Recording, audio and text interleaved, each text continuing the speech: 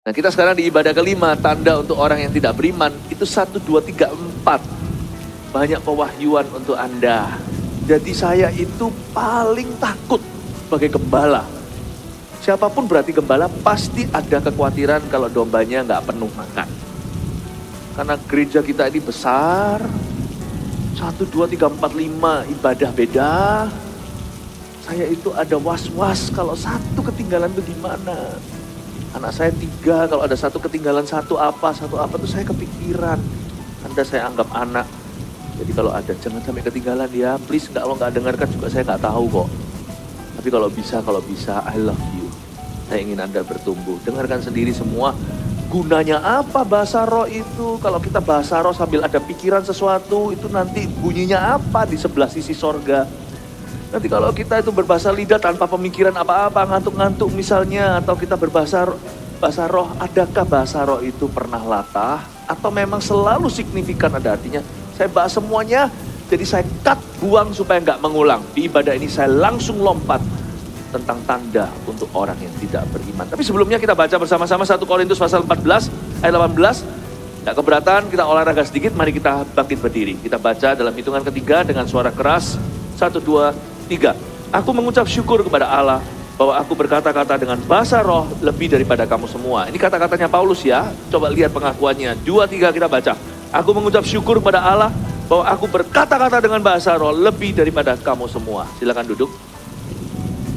Kalau Paulus saja bahasa roh, apalagi kita. Orang imannya kayak gitu loh, sempurna. Dia terus membangun dirinya dengan berdoa dalam Roh Kudus. Bahasa roh itu sangat perlu, sayang dan disayangkan kalau gereja-gereja tidak mau atau meniadakan penyembahan dalam roh dalam gereja, meniadakan doa syafaat yang ada bahasa lidahnya. Sayang sih, rugi sendiri. I will not allow that to happen in our church. Dalam gereja kita saya tidak akan izinkan, karena itu pertumbuhan. Itu pertumbuhanmu secara pribadi. Pulang itu bukan hanya tadi ke gereja, pulang itu membawa encounter pribadi lepas pribadi, individu lepas individu dengan Tuhan. Mari kita baca sekarang 1 Korintus pasal 14 ayat 20 sampai 25 sebagai khotbah yang berjudulkan tanda untuk orang yang tidak beriman. Saya baca. Saudara-saudara, janganlah sama seperti anak-anak dalam pemikiranmu. Jadilah anak-anak dalam kejahatan, tetapi orang dewasa dalam pemikiranmu. Dalam hukum Taurat ada tertulis, oleh orang-orang yang mempunyai bahasa lain dan oleh mulut orang-orang asing, aku akan berbicara kepada bangsa ini. Namun demikian mereka tidak akan mendengarkan aku, firman Tuhan. Karena itu karunia bahasa roh adalah tanda, bukan untuk orang yang beriman, tetapi untuk orang yang tidak beriman. Sedangkan karunia untuk bernubuat adalah tanda, bukan untuk orang yang tidak beriman, tapi untuk orang yang beriman. Jadi, kalau seluruh jemaat berkumpul bersama-sama dan tiap-tiap orang berkata-kata dalam bahasa roh, lalu masuklah orang-orang luar atau orang-orang yang tidak beriman, tidakkah akan mereka katakan bahwa kamu gila? Tapi kalau semua bernubuat, lalu masuk orang yang tidak beriman atau orang baru, ia akan diyakinkan oleh semua dan diselidiki oleh semua. Segala rahasia yang terkandung di dalam hatinya akan menjadi nyata, sehingga ia akan sujud menyembah Allah dan mengaku sungguh Allah ada di tengah-tengah kamu. Minum dulu. Saya akan membahas ayat yang salah satu ayat perjanjian baru yang paling susah. Yang seolah kontradiksi kalau Anda teliti. Kok aneh sih? Tanda untuk yang beriman, gak beriman, bahasa roh, karunia bahasa roh dan nubuatan. Lalu nanti kalau orang luar masuk yang tidak beriman, mereka katakan kamu gila. Loh ini gimana? Katanya tanda, tapi kok bilang gila? Kayaknya ayat-ayat itu tabrak-tabrakan. Saya rasa tidak. Paulus itu hikmatnya beda. Coba saya kupas ya, supaya Anda mengerti. Ayat 20 dulu. Saudara-saudara, janganlah sama seperti anak-anak dalam pemikiranmu. Don't be childish, bukan childlike. Janganlah menjadi orang yang kekanak-kanaan. Bukan orang yang punya hati anak kecil, itu bagus. Jangan jadi orang yang kanak-kanaan toh, menjengkelkan gitulah. Jadilah anak-anak dalam kejahatan. Ini bukan jadi tuyul. Anak-anak roh jahat. Jadilah anak-anak dalam kejahatan itu artinya jadi polos-polos saja. Kalau soal kejahatan itu nggak tahu. Kalau disindir orang nggak kerasa. Jangan jadi orang itu pedas kata-kata. Jangan suka bersilat kata. Jangan menghakimi sebelum ada bukti. Jangan jadi orang yang menaruh curiga. Nggak apa-apa loh jadi orang itu lugu, asal lugunya itu disertai dengan pengetahuan dengan firman Allah. Jadilah anak-anak dalam kejahatan, artinya dalam bahasa Inggrisnya, be like a child towards evil. Nggak ngerti, jangan mahir soal kejahatan. Alias dengan kata lain, please hatimu jangan jahat. Bicara pertama-tama kepada orang karismatik dulu karena kita adalah gereja karismatik atau gereja Pentakosta. Jadi orang karismatik Pentakosta nggak boleh jahat. Apalagi soal bahasa roh, jangan jadikan pergunjingan dan jangan pakai itu untuk menghakimi. Oh, kamu belum dapat bahasa roh ya? Kurang rohani kamu, jangan jahat. Ingatlah, jangan lupa di pasal 14 ayat pertama, kejarlah kasih itu, baru usahakan dirimu memperoleh karunia. Don't forget, jangan lupa bahwa kasih selalu adalah the front view atau pemandangan depan. Bahkan karunia bahasa roh pun harus pada tempatnya. Dia bukan dewa, Roh Kudus adalah Allah. Tapi bahasa lidah adalah karunia atau tanda baptisan Roh Kudus itu sendiri. Bahasa roh itu bukanlah baptisan Roh Kudusnya, Roh Kuduslah yang membaptiskanmu. Yesus yang membaptiskanmu dalam Roh Kudus, artinya kita itu kepenuhan. Sedangkan bahasa roh sendiri adalah karunia. Dan karunia tidak melebihi kasih, karena karunia itu sifatnya tujuan dan fungsi. Karunia bahasa roh itu nanti suatu hari kalau kita sudah masuk ke sorga, karunia-karunia ini semua sirna. Jangan percaya orang Kristen yang berkata di perjanjian baru sekarang ini setelah rasul-rasul mati, karunia sudah gak ada. Kalau gitu Alkitab dibuang sekalian. Karena Yesus kita tetap sama. Dahulu, sekarang, selama-lamanya. Mujizat sudah gak ada, diganti dengan pengobatan. Udah gak ada marifat, yang ada hanyalah hikmat, takut akan Allah. Gak ada yang namanya bahasa roh, sekarang cuma doa dengan akal budi saja. Jangan Tuhan, jangan korting Tuhan. Jangan percaya. Tetapi memang iya, kalau ini Alkitabiah di 1 Korintus 13. Nanti kalau kita suatu hari sudah bertemu Yesus muka dengan muka, semua karunia, nubuatan, healing, kesembuhan, semua itu sirna. Bahasa roh juga nggak diperlukan. Saya nggak tahu kita pakai bahasa apa. Bahasa roh itu tidak boleh jadi dewa atau karunia apapun juga. Jadi saya mau bicara dulu dengan kaum karismatik. Jangan pakai bahasa roh untuk menekan orang. Ini yang membuat banyak orang anti sama karismatik. Salah paham sama Roh Kudus. Punya Roh Kudus, punya Roh Kudus. Tapi begitu. Tapi sekarang sih nggak ada sih, di gereja kita nggak ada. Tapi pernah ada dalam kegerakan karismatik yang begitu ulahnya, itu ada. Siapa di sini yang alergi dulu sama bahasa roh? Gara-gara kan lihat contoh yang salah, ya kan? Belum lagi pertanyaan ini, kenapa orang itu berbahasa roh begitu rohani kok bisa jatuh, kok bisa selingkuh? Nah, ini saya bahas di ibadah sebelumnya, dengerin sendiri. Yang salah bukan Roh Kudus pokoknya, yang salah bukan bahasa rohnya. Itu orang punya pilihan, karena orang itu nggak kesurupan. Nggak ada yang kesurupan Roh Kudus, itu nggak ada. Tuh, kenapa kok ada yang teriak-teriak kalau Roh Kudus lawan? Nah, itu saya cerita tadi, sudah dengerin sendiri. Bukan Roh Kudus. Oke, pahami dulu. Orang karismatik nggak boleh jahat. Tetap kasih. Saya pernah sekali berada di sebuah tempat. Pada waktu saya sedang di tempat itu, ada orang yang tiba-tiba mengeluhkan ke saya. Waktu dia tahu bahwa saya adalah pendeta karismatik lagi, langsung saya dijadikan sansak. Dia berkata, orang karismatik, mulai saya ditembak, disikat. Saya punya pilihan, saya balas, saya membela diri, percuma kalau kita defensif, karena orang ini sakit hati, dia pahit hatinya. Setelah saya dengarkan, Roh Kudus kasih hikmat. Memang ada orang-orang karismatik yang salah, tapi bukan Roh Kudusnya. Gak ada salahnya lah ya saya ikut-ikut kena getahnya, padahal saya orang karismatik yang berbeda. Saya bisa menjelaskan keyakinan saya, bahasa roh itu apa, untuk apa saya bisa jelaskan. Bukan asal main koboyan, langsung tembak-tembak orang dan berkata, lu gak berbahasa roh ya? Oh, gak ada Roh Kudus lu. Itu kan buat orang jadi alergi ya kan. Jahat, jangan jahat. Jadilah anak-anak dalam kejahatan itu jangan jahat. Akhirnya saya mengambil keputusan yang berani. Saya berkata, kalau gitu mewakili orang-orang karismatik yang pernah melukai Anda, saya minta maaf. Kaget dia nggak pernah lihat karismatiknya model yang begini. Malu sendiri dia, mukanya tiba-tiba merah. Minggu depannya ke gereja kita. Ini terjadinya sekitar 15 tahun lalu, 2005, lebih lah ya, 18 tahun lalu. Minggu depannya ke gereja kita, akhirnya jadi karismatik. Jangan jahat lah. Saya bilang, sorry ya, sorry. On behalf of orang-orang yang saya tidak kenal, melukai Anda. Tapi kalau Anda anggap saya sama, ya saya minta maaf. Malu, dia malu. Bahasa roh itu dalam karunia 9, kalau dicocokkan satu dengan satu, dua dengan buah roh. Bahasa roh itu ketemu jodohnya buah yang namanya kelemah lembutan. Orang karismatik harus lemah lembut. Jangan sok-sokan berkarunia. Tapi sekarang izinkan saya bicara dari sisi karismatik ketika kita dibully.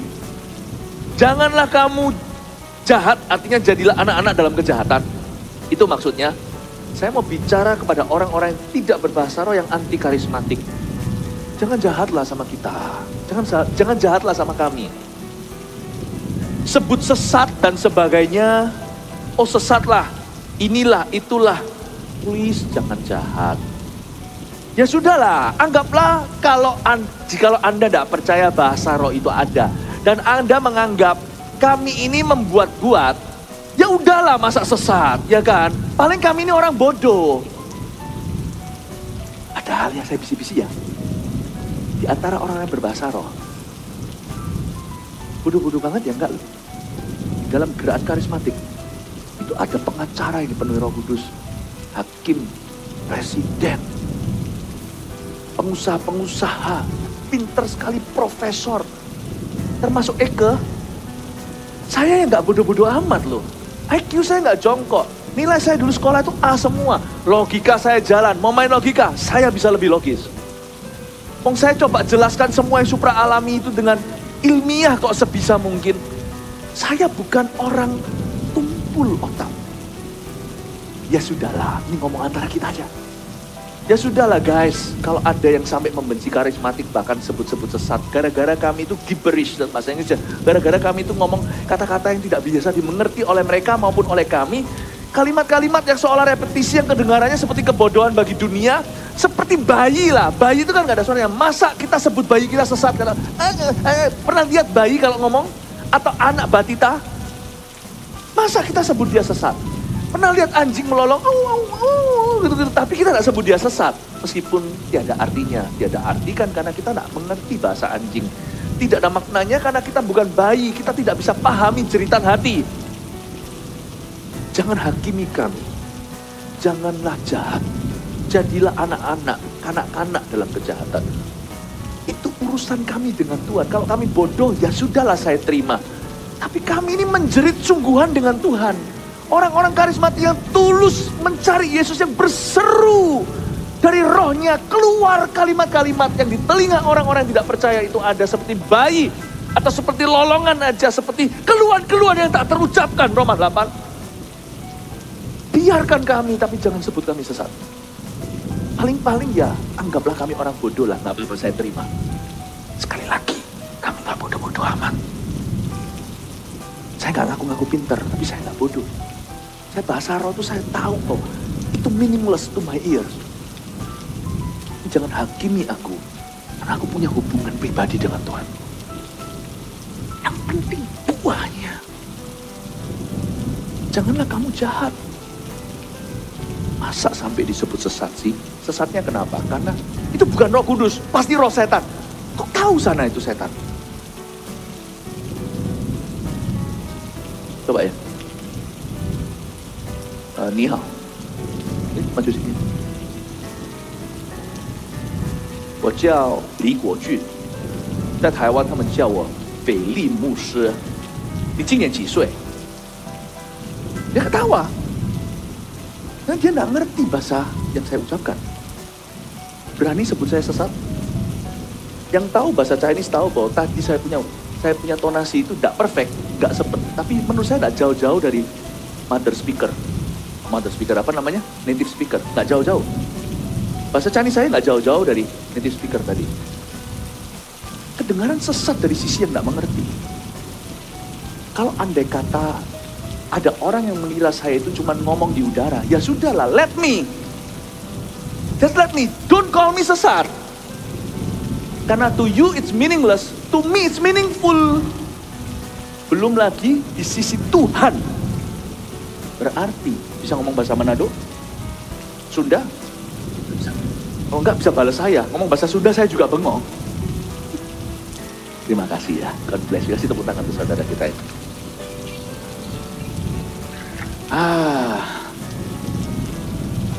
Coba bicara bahasa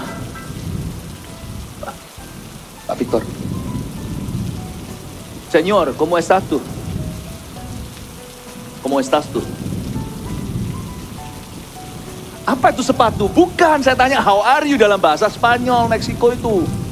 Jawabannya bisa yang fair-fair aja. Muy bien, muy bien. Señor, gracias. Masa nggak pernah nonton Dora sih? Terima kasih Pak Victor, kasih tepuk tangan untuk Pak Victor. Just because, karena saya bicara sesuatu kepadanya yang dia tidak ngerti, berani panggil saya sesat. Cuman bedanya ini bukan bahasa manapun di dunia, Spanyol bukan, Inggris kagak. Krama Inggil juga bukan, Hono Coroko, Podo Subotongo, Mogo Botongo, Podo Sowolo. Saya dulu pinter loh, saya dulu dapat A loh, dapat 10 loh. Itu saya SD. Coba bayangkan, hanya karena ini bahasa tidak ada ditemukan di atas muka bumi, jangan panggil kami sesat, please. Terus panggil kami bodoh aja. Love me tender, love us. Love me sweet, never call me that. Cintai kami, karena kasih itu the front view atau pemandangan depan. Pasal 14 ayat 1. Kasihi kami gereja karismatik. Kami saudaramu. Torang semua Pak Saudara. Bahasa Manado sekarang, jangan panggil saya sesat. Itu Manado beneran, ada itu. Bahasa Makassar sekarang, kita tidak sesat-sesat nih. Jelek sekali saya punya aksen Makassar-Makassaran dan Selatian. Paham maksud saya Bapak Ibu? Cintai kami gereja karismatik, kami saudaramu. Cuman perbedaannya satu, saya percaya bahasa Richard dan tidak. Ya sudahlah, fine-fine saja. Paham ini ya? Nangkap ini. Lalu kenapa kita menjadi gereja karismatik atau spirit-filled church? Saya coba buktikan. Saya percaya kita berada di jalur yang tepat untuk gereja kita. Ayat yang ke-20. 1. Dalam hukum Taurat ada tertulis, oleh orang-orang yang mempunyai bahasa lain dan oleh mulut orang-orang asing, aku akan berbicara kepada bangsa ini. Namun demikian mereka tidak akan mendengarkan aku, firman Tuhan. Lihat itu. Bukankah firman Tuhan mengatakan bahwa oleh orang-orang yang mempunyai bahasa lain dan oleh mulut orang asing aku akan berbicara kepada bangsa ini? Memang tidak bicara tentang bahasa roh, tapi ini ditulis oleh Paulus dari perjanjian lama. Cerita tentang Israel dijajah oleh Assyria atau Asyur itu. Dia taruh ini sebagai nubuatan bermata dua. Paulus menjelaskan bahwa nanti akan ada sebuah fenomena bahasa roh, tapi bukan bahasa Assyria, bukan bahasa Iran, Irak, bukan Arab, bahkan bukan Ibrani, tetapi bahasa dari sorga yang akan diberikan demi guna tujuan untuk berdoa bagi umat Tuhan. Bahasa roh itu urapan untuk berdoa, urapan untuk menyembah, urapan untuk bersaksi. Tapi zaman itu mata ke-1 kan firman Tuhan bermata 2 pedangnya. Mata pertama itu bicara tentang kejadian saat Assyria Asyur itu menjajah Israel. Tuhan kirim dari Babilonia juga. Nah, Alkitab mengatakan oleh orang-orang yang mempunyai bahasa lain dan mulut orang asing aku akan berbicara kepada bangsa ini. Berarti secara profetik memang sudah ada nubuatan Allah bahwa suatu hari nanti akan ada bahasa baru. Dan itu terjadi klimaksnya saat era Roh Kudus di Kisah Para Rasul. Bahasa baru itu bukan dari Asyur, bahasa baru itu bukan dari Spanyol, bahasa baru itu bukan dari Inggris, bukan dari Sunda, bukan dari bahasa Batak. Tapi langsung dari Roh Kudus. Bukan bahasa ciptaan manusia. Manusia nggak mencipta bahasa, tapi bukan bahasa yang bisa direkayasa manusia. Tapi keluhan tak terucapkan Roma 8. Wow. So it is God's word. Nah, menjadi gereja yang karismatik adalah sebuah keputusan yang baik untuk gereja kita, tepat. Tapi jangan hanya berada di gereja demikian, mintalah karunia itu, usahakan dirimu untuk memperoleh karunia-karunia. Ayat pertama, menjadi gereja karismatik itu membuat orang-orang di dunia itu jadi mau bergabung sama kita itu, mereka tuh mikir, celakalah gereja yang sudah tidak membuat silau dunia. Sehingga orang dunia berkata, aku gabung dengan gereja itu mau nggak? Oke juga nggak? Boleh juga sih. Jangan sampai orang itu komentarnya gitu tentang gereja perjanjian baru. Boleh sih. Kayak social club gitu. No harm to join it. Pernah suatu kali, pada waktu saya itu SMP, itu teman-teman saya, apalagi yang cewek-cewek, itu ngomong bahasa itu loh, nggak tahu. Zaman sekarang mungkin anak-anak muda nggak tahu, tapi zaman dulu yang papa mamanya ini pada tahu. Itu loh. Kafamufu, mafabufu, kafan. Apa kamu mau makan? Apa? Itu bisa cepet ya, pernah kan? Pernah, ayo ngaku yang ketawa ini. Apa? Saya di situ tuh merasa left out, tau nggak? Saya merasa bukan FOMO, fear of missing out. Saya merasa seperti kalian tuh rasan-rasan, padahal nggak rasan-rasan saya. Itu ngomongnya apa? Itu cuma sebenarnya apa, itu jadi apa, apa ditambahin K atau apa. Nggak enak loh. Orang di tengah-tengah lagi ngobrol-ngobrol lagi, kita itu lagi keluar bersama-sama sekelompok teman, lalu di antara mereka itu bisa apa? Kita tuh rasa kayak aneh, satu, merasa seperti kalian itu dari planet mana? Kalian itu mungkin alien atau orang asing, tapi ada sisi penasarannya. Aku mau tahu kamu ngomong apa sih? Paling terakhir itu kita laki-laki cowok-cowok yang pergi sama-sama, ini nggak pacaran tapi teman-teman. Akhirnya kita mengambil kesimpulan, cewek-cewek ini gila. Gereja karismatik memberikan buka satu kesan dulu, tapi itu tidak selesai di situ. Orang datang ke gereja kita, mereka harus merasa, apa sih ini orang dari planet mana sih? Itu terjadi ketika kita berbahasa lidah. Sehingga di gereja mula-mula mereka dituduh mabuk anggur pukul 9. Pukul 9 pagi. Kalau mereka datang ke sini, mereka tidak tertantang orang-orang tidak beriman. Mereka datang kemari bergabung atau datang ke CG Anda lalu tidak ada bahasa lidah. Demi supaya gereja sekarang nggak meniadakan itu. Demi supaya relevan sama orang baru. Saking relevannya orang berdosa datang ke gerejaku merasa sama saja nih sama duniaku. Paham maksudnya? Nggak boleh. Mereka harus merasa asing dulu. Mereka merasa ini orang-orang beda. Asal jangan sampai mereka itu gimana sama kita karena sesuatu yang terbukti. Misalnya skandal, nah itu salah sendiri. Berapa banyak orang Kristen bahkan hamba-hamba Tuhan yang menyandung orang lain punya iman. Tapi kalau mereka tidak bisa menemukan sesuatu yang menyandung mereka, tapi hanyalah gaya nyembah kita atau doa kita yang sama sekali, bahasa Inggrisnya, out of the world, tidak dari dunia ini. Biarkan mereka merasa kita ini alien atau orang kita ini makhluk luar angkasa. Kalian aneh lah. Bahkan gereja mula-mula disebut mabuk atau gila. Pukul 9 pagi ibadahnya. Tapi kalau kita bisa menciptakan kesan itu, saya sebut ini necessarily feeling like a stranger.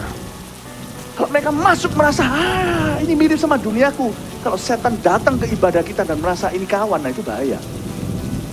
Dulurku, Lucifer datang dan berkata, itu cousinku. Biarin orang dunia merasakan set part, paham, dipisahkan dengan kita. Tapi kalau kita berhenti terima tuduhan mereka kita gila, lalu kita tidak menjawab, nah itu salah. Bangkitlah Petrus. Disinilah masuk nubuatan. Disinilah masuk a good sermon. Disinilah masuk testimoni atau kesaksian. Disinilah masuk yang namanya firman Tuhan. Disinilah masuk bersaksi. Menyaksikan kebaikan Tuhan. Nggak berhenti sampai bahasa roh, berdirilah Petrus dan berkata, saudara-saudaraku, mereka tidak mabuk.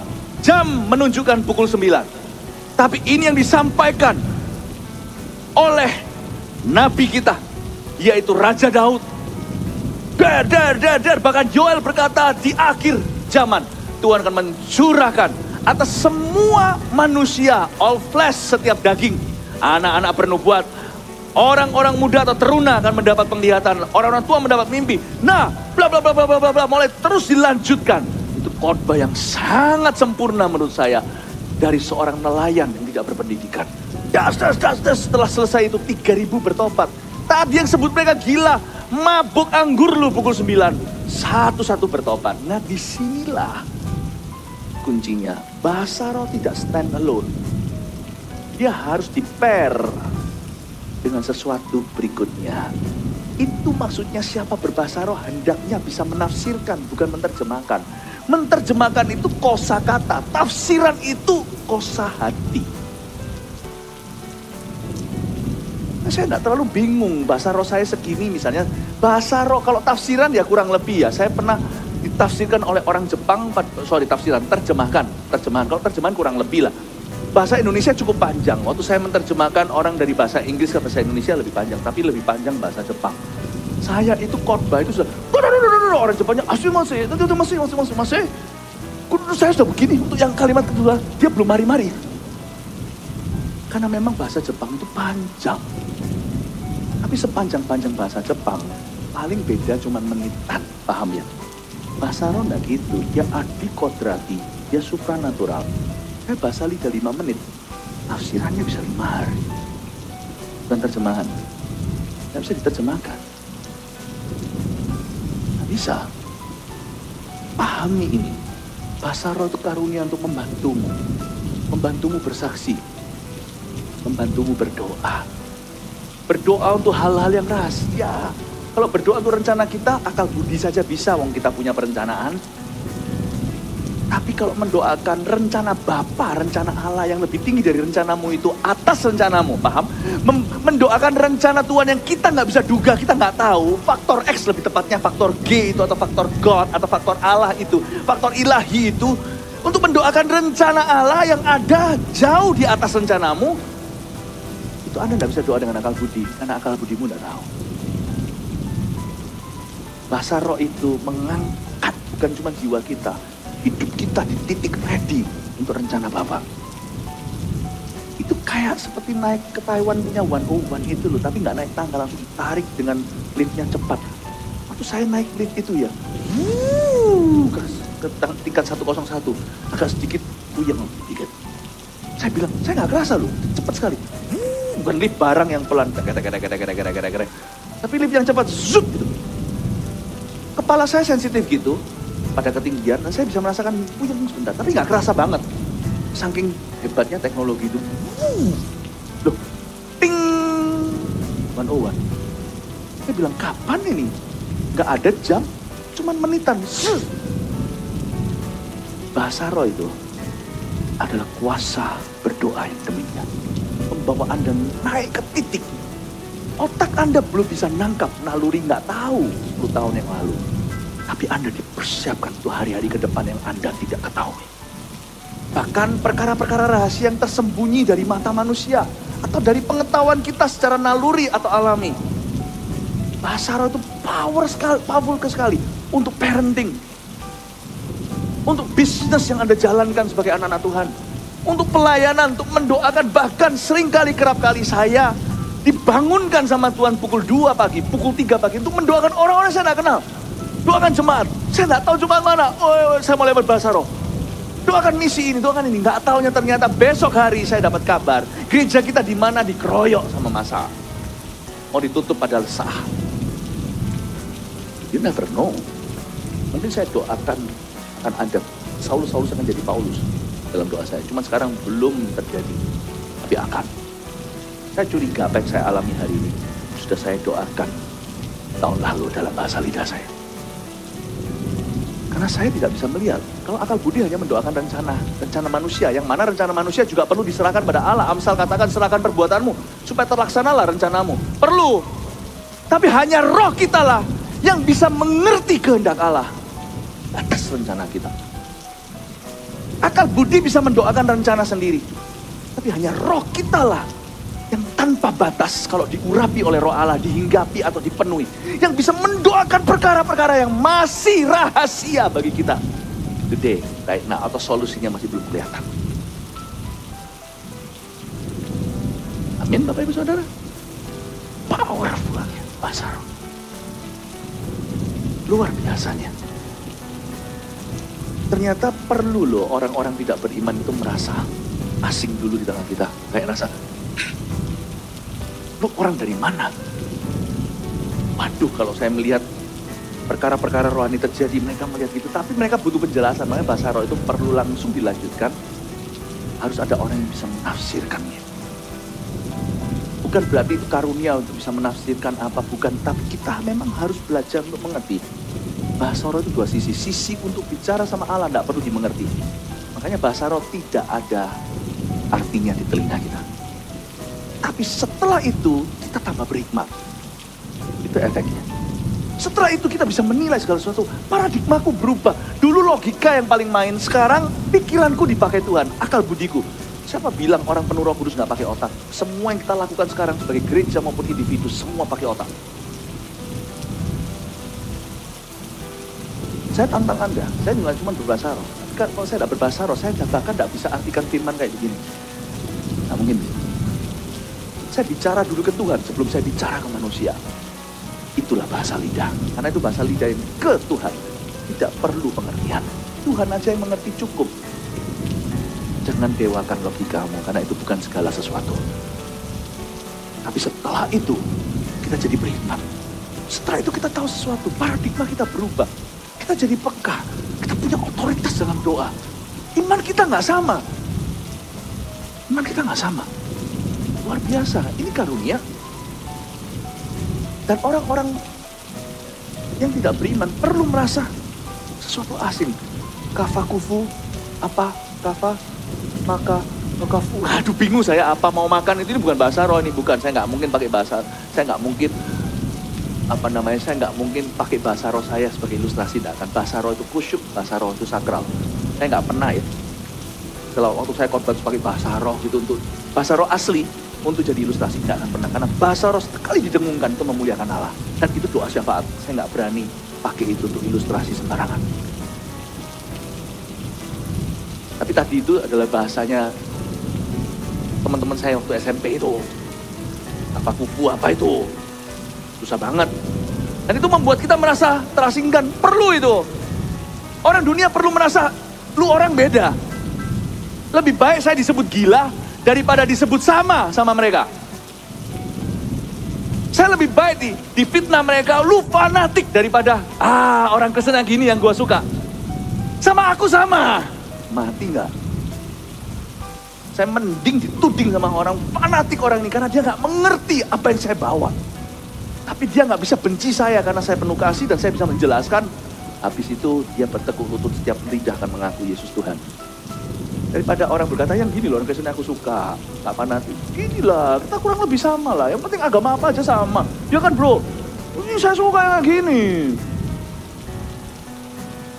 Itu setan sedang menunjukmu dan menyebutmu kasemnya. Kalau ada orang kesurupan, lalu datang kelihatan satu orang Kristen biasa, tapi dia ketakutan, pinggirkan orang itu, suruh pergi. Tapi kalau datang satu lagi, berkata, ini sahabatku. Ini mirip sama aku. Itu teguran bagimu. Orang dunia sekarang sudah merasa gereja itu terlalu relevan buat mereka. Nyembahnya pun worshipnya kalau perlu pakai lagu-lagu dunia. Untuk supaya guide mereka. Lalu tujuannya apa? Mereka datang ke gereja itu kan supaya penuh dengan Roh Kudus karena mereka datang hampa. Kenapa? Dikau menjadi hampa untuk mereka. Lalu siapa yang ngisi kalau garam itu kehilangan keasinan? Dengan apa? Dia digarami. Gereja Mawar Sharon akan terus menjadi garam. Bukan menjadi tiang garam. Haleluya. Kasih tepuk tangan untuk Tuhan. Sekarang saya jelaskan. Ayat yang ke-22. Karena itu karunia bahasa roh adalah tanda. Bukan untuk orang yang beriman. Tetapi untuk orang yang tidak beriman. Sedangkan karunia untuk bernubuat adalah tanda bukan untuk orang yang tidak beriman, tetapi untuk orang yang beriman. Karunia bahasa roh adalah tanda untuk orang yang tidak beriman. Tapi dia adalah karunia untuk orang yang beriman. Mikir ya, karunia bahasa roh itu tanda untuk orang yang tidak beriman. Tadi itu loh, yang merasa kalian itu alien semua. Kalian tuh orang aneh, kalian tuh gila, mabuk pukul 9. Lucu, mulut menghujat tapi hatinya mendekat. Karena aku senang dekat orang-orang yang penuh kasih, penuh damai sejahtera. Orang-orang yang mendoakan dan aku bisa rasa. Aneh ya? Dia adalah tanda bagi orang tidak beriman. Tapi tanda yang tidak dijelaskan akan membingungkan. Makanya bahasa roh tidak menggantikan pemberitaan Injil dan pengajaran. Tidak. Di Korintus mereka bahasa roh doang, tidak ada teaching. Coba bayangin, hari ini mereka bisa bangga. Saat ini gak ada khotbah, tadi gak ada khotbah. Kita semua dilawat Tuhan bahasa roh, selesai pulang. Ya baguslah sekali-kali lah. Ikut terus-terusan begitu menurut saya lama-lama gak healthy itu gereja. Emangnya seperti gimana gitu loh, kalau semua dilawat gak ada khotbah itu rasanya gimana? Kalau gitu tiadakan aja khotbah sekalian sepanjang sejarah gereja. Coba lihat jadi apa nanti, gak jadi chaos atau kekacauan. Orang Korintus itu agak ngawur. Ya. Dia tanda bagi orang tidak beriman. Tapi harus dijelaskan. Harus dibarengin dengan yang namanya ministry yang bagus.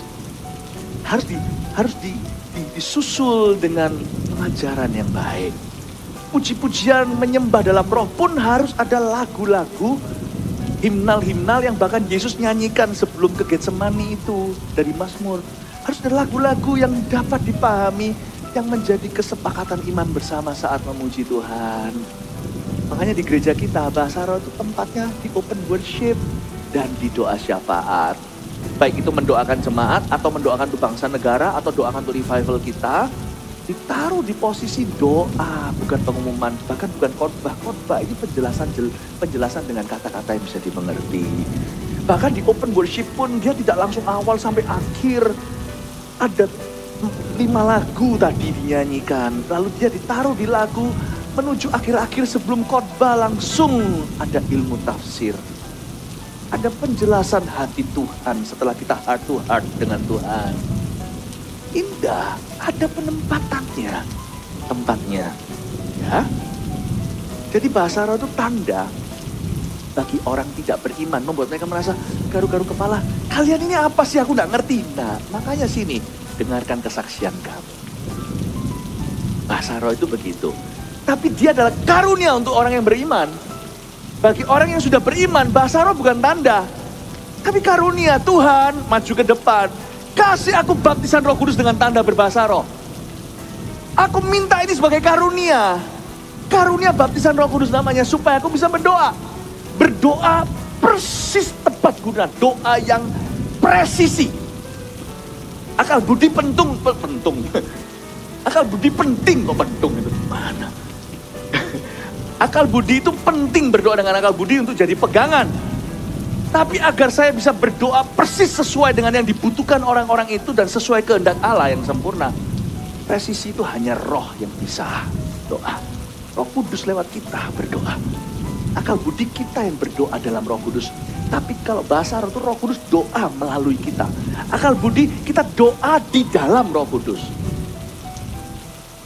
Hanya Roh Kudus yang bisa doakan presisi. Itu tuh membantu kita untuk menyembah. Penyembahan kita itu klimaks hati ke hati. Gak ada lagu yang bisa mewakili apa yang kau alami per detik ini di hadapan Tuhan. Itu hanya rohmu yang bisa rekam. Hanya rohmu yang bisa suarakan dengan keluhan tak terucapkan. Dan untuk kita bisa bersaksi, sebab salah satu efeknya orang dibaptis dengan Roh Kudus dengan tanda berbahasa roh adalah orang tiba-tiba jadi saksi yang punya otoritas. Amin. Bahasa roh adalah tanda untuk orang tidak beriman, tapi karunia untuk orang yang beriman. Nubuat adalah tanda untuk orang beriman. Loh kok bisa? Coba bayangin kita berbahasa roh tiba-tiba nubuat yang dicampur marifat. Nubuatan itu adalah inspirasi. Orang berbicara dari inspirasi Roh Kudus tapi bukan dalam bahasa lidah. Orang bicara sama sesama manusianya tapi dari inspirasi Roh Allah. Kalau bahasa roh itu kita bicara ke Tuhan bukan ke orang. Orang bisa dengar, kita pun bisa mendengarkan bahasa roh sendiri tapi tidak bicara ke kita. Tapi nubuat itu bicara ke manusia dengan bahasa yang bisa dimengerti, namun diinspirasi oleh Roh Kudus. Nah coba bayangkan kita lagi berbahasa roh nih, tiba-tiba campur marifat. Kadang-kadang ada dimensi nubuatan itu yang sifatnya prediksi. Ada juga yang sifatnya marifat. Marifat itu apa sih? Hikmat marifat itu, ini loh, di sini ada orang yang begini. Kaget, lu kok tahu? Lu kok tahu? Suatu hari dalam ibadah, saya masih ingat pada waktu di kebaktian pukul 4, jadi sebelum ibadah ini. Berapa tahun yang lalu. Lalu di sini juga. Tahun lalu atau 2 tahun lalu. Lalu ketika setelah saya khotbah, Tuhan tunjukkan pada saya, di sini bukan? Iya di sini. Goresan-goresan, jumlahnya berapa dan di mana di lengan. Orang yang suka melukai dirinya, mungkin obat-obatan, tapi pokoknya goresan. Orangnya maju loh di depan, tunjukkan goresannya. Tentu semua jemaat langsung sebagai tanda. Biasanya mereka datang ibadah rutinitas, tapi hari itu, saya bisa lihat sampai yang di belakang sampai, bahasa roh kita bicara ke Tuhan, tapi ketika nubuat datang itu seperti tanda lagi diingatkan bahwa Tuhan ada di gereja ini. Kok bisa tahu tuh goresannya itu 7 saya sebut. Saya masih ingat, saya biasanya gini-gini lupa. Tiba-tiba kok Tuhan ingatkan sekarang. Dia adalah tanda buat orang percaya yang sudah beriman. Kita sama-sama beriman, kita sama-sama menghampiri tata Tuhan, kita sama-sama sembahyang, kita sama-sama bahasa roh, sama-sama membangun manusia roh. Kita tiba-tiba ada satu kata, meskipun tidak dimarifat atau nubuatkan semua, ada satu, semua orang terkejut. Wow, kok bisa begitu? Langsung viral. Itu mengingatkan kita bahwa Tuhan itu ada pada ini. Paham ya maksud saya, nubuatan seperti apa? Bahasa roh bukan tanda untuk kita. Bahasa roh itu karunia. Makanya gak usah kita itu berdebat soal bahasa roh. Minta saja untuk dirimu, karena itu fungsi dan berguna. Amin Bapak Ibu. Semoga ini berguna buat Anda. Saya kasih penjelasan seperti ini. Jadi kalau seluruh jemaat berkumpul bersama-sama dan tiap-tiap orang berkata dengan bahasa roh, ayat 23, lalu masuklah orang-orang luar atau orang-orang yang tidak beriman. Tidak akan mereka katakan bahwa kamu gila. Ini yang saya sebut agak susah. Karena ayat tadi sebelumnya, bahasa roh kan tanda bagi orang tidak beriman. Tapi kenapa kalau orang tidak beriman datang lihat semua bahasa roh. Tapi bahasa roh doang ya, tidak ada penjelasan setelahnya. Bukan menjelaskan bahasa rohnya. Tapi setelah itu ada karunia berkata-kata yang membangun sesama. Seperti khotbah misalnya. Masuklah orang luar atau orang tidak beriman. Tidakkah mereka semua akan katakan bahwa kamu gila? Loh, gimana sih katanya tanda untuk orang tidak beriman? Tapi orang tidak beriman masuk lihat orang berbahasa roh. Satu gereja berbahasa lidah bilang mereka gila. Gimana toh? Enggak, maksudnya gini loh. Sudah jelas kan, bahasa roh tadi adalah tanda bagi orang tidak beriman, karunia untuk orang yang beriman. Jadi jangan berdebat soal itu, minta saja. Nggak mau ya sudah, jangan hakimi yang lain. Tapi kalau kita tahu kita butuh, minta Kristus beri. Karena Bapa memberi roh dan memberi roti, tidak memberi kalajengking pada mereka yang minta roti. Tetapi ketika orang-orang masuk semua, lihat semua bahasa lidah. Kalau gereja kita isi ujian penyembahannya cuma bahasa roh melulu, bahasa roh doang, bahasa roh saja. Nggak ada 5 lagu, 5-6 lagu, semua diborong hanya bahasa roh. Lalu khotbahnya juga bahasa roh semuanya, doa bahasa roh. Bukankah pulang mereka semua kebingungan? Bahasa Surabayanya, opo toiku? Apa itu? Bukankah mereka semua berkata kau gila? Makanya itu ayat setelahnya. Tetapi kalau semua bernubuat, ayat 24, lalu masuk orang yang tidak beriman atau orang baru, dia akan diyakinkan oleh semua dan diselidiki oleh semua. Mereka pertama rasakan hadirat Allah. Tapi kalau itu saja mereka pulang kebingungan. Tapi kalau mereka rasakan hadirat Allah, karena speaking in tongues increases God's presence in your life and in your church. Karena berbahasa roh itu meningkatkan. Seperti seolah-olah menambahkan. Tuhan hanya satu, gak bisa bertambah-tambah. Tapi seolah-olah hadiratnya ditambahkan bobotnya dalam diri orang yang berbahasa roh. Dan di dalam gereja yang berbahasa lidah. Orang itu mungkin masuk tidak beriman. Lihat orang berbahasa roh. Dia merasakan hadirat Allah. Tapi dia gak bisa jelaskan. Tapi kalau langsung dilanjutkan dengan penjelasan yang bisa diterima oleh orang, disitulah kuasanya. Presence comes from the gift of tongues. But conviction comes from the gift of prophecy. Segala rahasia yang terkandung di dalam hatinya, ayat 25, akan menjadi nyata sehingga ia akan sujud menyembah Allah dan mengaku sungguh Allah ada di tengah-tengah kamu. Saya ulangi. bahasa roh itu meningkatkan hadirat Allah. Tapi orang menunggu penjelasan karena bahasa roh itu bicara ke Allah. Kita langsung kerasa Allah ada. Tapi ketika seseorang menjelaskannya, templakan Roh Kudus secara lembut terjadi. Dan orang itu akan sujud menyembah dan mengaku bahwa Allah ada di tengah-tengah kamu. The presence of God increases when you speak in tongues. Waktu kita berbahasa roh, hadirat Tuhan itu meningkat, bertambah ketika kita berbahasa lidah. Makanya itu Anda lihat kan, manifestasi dari hadirat itu, bukan hadirat itu. Nangis bukan hadirat Allah. Hadirat Allah adalah hadirat Allah. Kita nangis atau tidak? Tapi coba lihat, di gereja-gereja yang terbuka untuk roh Allah bekerja, orang lebih terjamah. Nangis, ada yang apa, tapi kita juga nggak boleh lepaskan kendali. Kalau nggak gitu nanti seperti orang Korintus yang menyalahguna karunia dan membiarkannya seperti kuda lepas liar. Lalu kalau nangis hanyalah cuman emosi-emosi yang terusin, apa yang mula dari roh bisa berakhir daging. Tapi coba lihat, pernah nggak datang ke tempat yang pelayanan atau ministry nggak terbuka untuk Roh Kudus? Isinya cuma knowledge, pengetahuan, logis dan logika. Padahal kalau diunda-undi, nggak kalah tuh logika kita. Orang berkata gereja karismatik pengajarannya dangkal, think again. Malah justru kalau kita tidak bersandar dengan Roh Kudus, khotbahnya baca.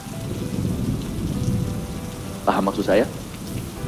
Ada betulnya juga kadang-kadang yang karismatik yang tidak mengerti bahwa bahasa roh itu bicara ke Allah, membuat kita jadi mengalami penyingkapan firman yang tidak biasa. Dia malas menggali.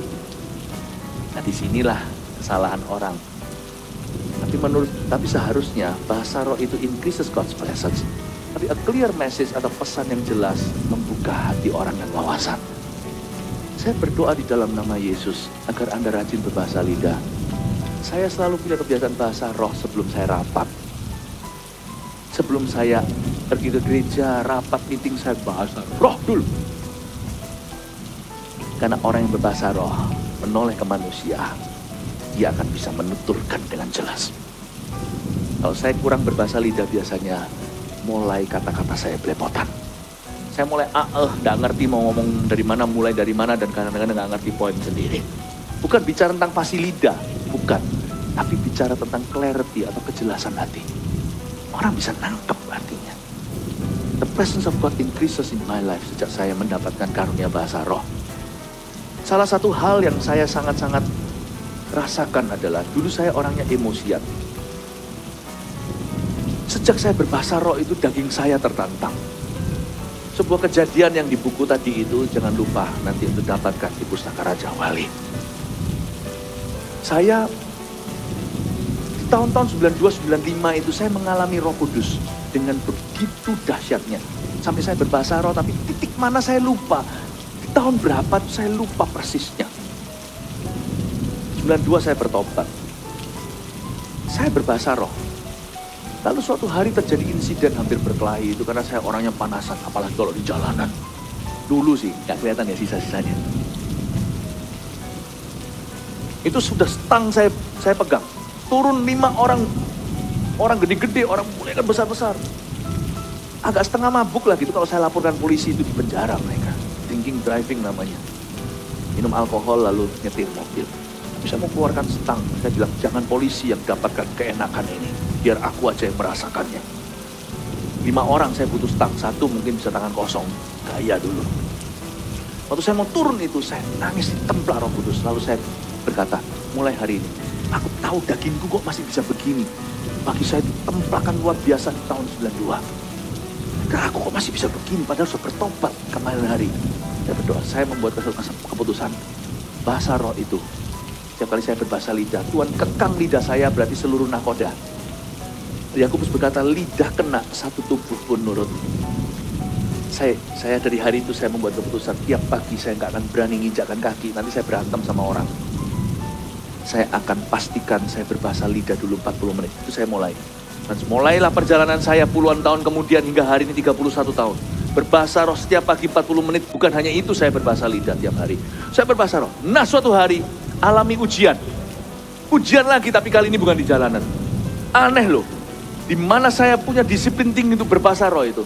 Hadirat Tuhan increases, meningkat di area kelemahan saya. Roma 8, roh membantu dalam kelemahan itu sungguhan. Pertama-tama dia bantu kita berdoa saat kita nggak tahu gimana. Dengan keluhan tak terucapkan, itu bukan berarti erangan. Keluhan tak terucapkan itu bahasa yang berbeda. Bukan bahasa manusia yang bisa mewakili perasaan kita. Tapi bahasa roh kita, bukan bahasa akal budi, bahasa feeling, perasaan. Dan Bapa tahu apa yang didoakan oleh roh itu, bahwa dia mendoakan orang kudus, yaitu orang yang berdoa dulu yang diubahkan, lalu dia mendoakan siapa, nanti naik kelas atau naik pangkat. Saya mulai berdoa dalam bahasa roh. Suatu hari saya masih ingat, tiba-tiba saya ngalami sesuatu. Saya ngalami semacam ditantang orang. Itu hidup saya dulu itu kayak sedikit action film. Itu ya, anehnya. Saya berbahasa roh terus itu perubahan. Saya kalau emosi dari 0 seperti Ferrari sampai 100 itu cuma detik. Dulu gitu. Itu ya, the presence of God langsung di perut saya. Itu saya langsung kram. Itu kejadian berkali-kali dan saya coba berkali-kali juga gak berhasil. Saya bisa teruskan kalau saya bandel, Roh Kudus gak akan paksa saya. Tapi memang ada hadirat Allah di area kelemahanku. Setiap kali saya ngamuk, atau dibuat ngamuk, atau ngamuk sama siapa, atau sama seseorang, tiba-tiba kram di perut itu. Jadi kayak orang yang penakut, pengecut, gak berani berkelahi gitu loh. Langsung di situ. Saya berkata, thank you Tuhan. Mau tahu, saya bisa lepas kekang ini. Saya bisa berandalan lagi. Gampang, mulai dengan sehari saya mulai tidak bahasa roh. Seminggu lalu sebulan. Jangan kaget Anda akan dengar saya di koran, saya ngantem orang. 31 tahun, tanganku tidak pernah melukai kecuali tumpang tangan dan mendoakan. Bukan karena tanganku hebat, tapi lidahku ada apinya. Tuhan, saya beritahu ya, when you pray in tongues, the presence increases in your life, dalam kehidupanmu, in your business, di dalam gereja pelayanan Anda. Saya berbahasa roh sebelum rapat, saya bahasa roh sebelum khotbah, saya bahasa roh. Saya gak keluar rumah seharian kemarin, keluarga saya tahu. I'm just speaking in tongues all day. Dan hari ini seluruh gereja kita mengadakan KKR Pentakosta. Ribuan orang sudah berbahasa lidah hari Minggu ini sendiri, hari ini. Haleluya. Jika diberkati, silakan membagikan untuk memberkati orang lain.